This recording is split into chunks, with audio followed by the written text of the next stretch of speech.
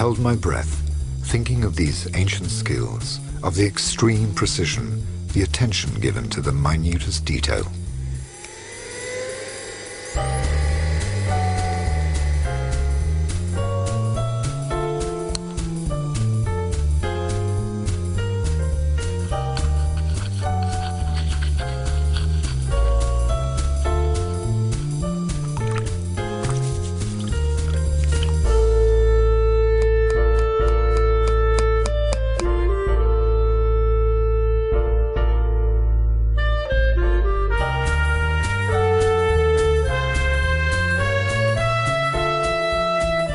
Their approach hadn't changed in 250 years.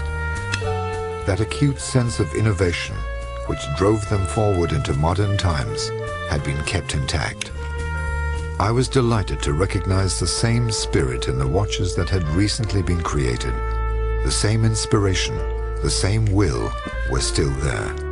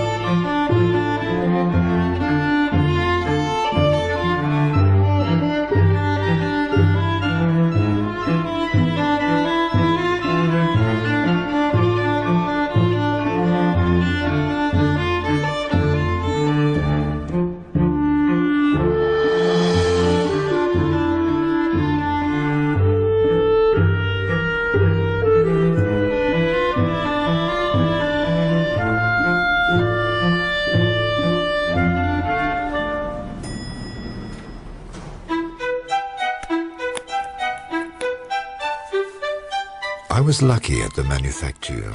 I saw the finishing stages in the making of the Toledo. I have never believed in coincidence.